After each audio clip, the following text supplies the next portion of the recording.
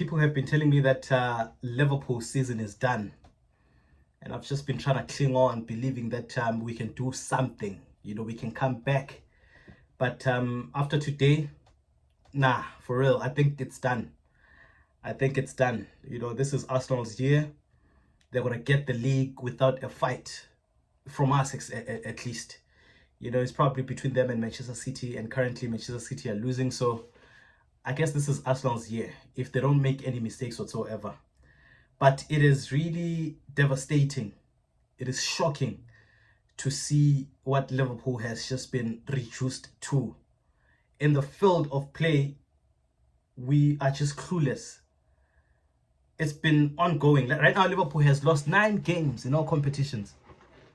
9 games. And a few of those losses comes against clubs that are a low blocking team. Coming against a Sean Dyche team, Nottingham Forest, you respect them to low block. And it looks like Slot still hasn't found that medicine for teams that don't want to play. He still hasn't found it.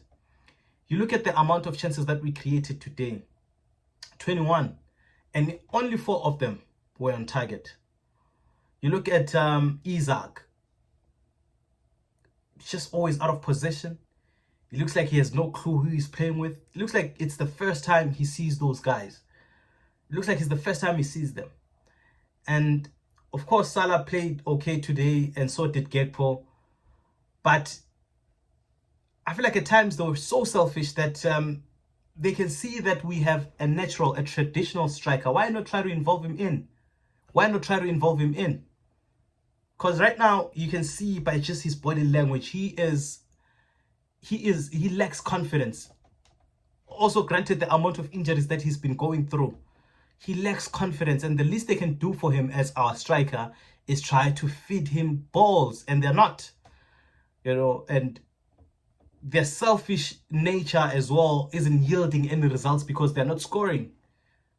The chances they're creating, and they're not even being on target. So there's just a lot that happens there that it needs to change. And you hear Slot, talk and take accountability of how we just keep on losing games. And I think that's something that the players need to do too. They need to take that accountability, because it shouldn't really, be on the shoulders of the manager alone. Obviously, if we lose games, we're going to look at Slot for answers. But you see how we start the game off. Our first half today, we were amazing, right? And the only thing that they could do, Nottingham Forest, was just to sit deep and make sure they don't concede. No matter how much pressure we brought, they consumed it, right?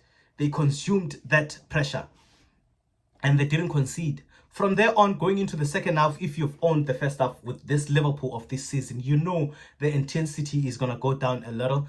It's not going to be the same. They're going to hold the ball. They're going to try to attack. They're going to make mistakes. You counter and you score. And that's exactly what happened today. Unfortunately, that's exactly what happened today. So we lose the game 3-0 at Anfield. When I think of Klopp, right? He stayed at Liverpool for at least 8 years.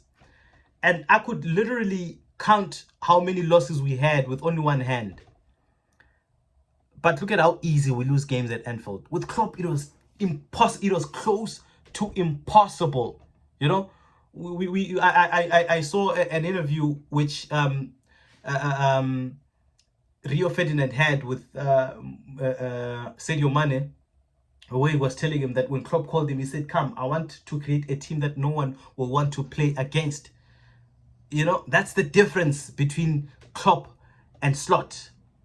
One knows what he wants from his players. One knows how to create a monster. Someone who will just not let go, especially at home. With Slot, he just leaves a lot to be desired. You question him so much. Why lose so many games at home? Why lose games like that? And I'm trying to be on his side. I don't want us to sack him, because I don't feel like we have many good coaches out there. I don't even think he's making his job any easier for himself. Like, how do you begin to defend him, to stay at the helm? Where do you begin, judging from how we played today? Klopp worked tirelessly to turn us from doubters to believers, right? And we did. We saw we saw the results that we needed. But with him now, I feel like we're switching, we're regressing now, you know? We are moving from believers to doubters now. We are doubting now. I haven't seen Liverpool fans leave, you know, the stadium before, especially when things are not going well for us. But today I saw them at the 79th minute. I saw them, and the management will be seeing that. The management will be seeing that. What do you think will be their next thing to do when they see that? Huh? The fans, they're losing faith in the manager. And he should also be careful that the players don't also lose that faith in him.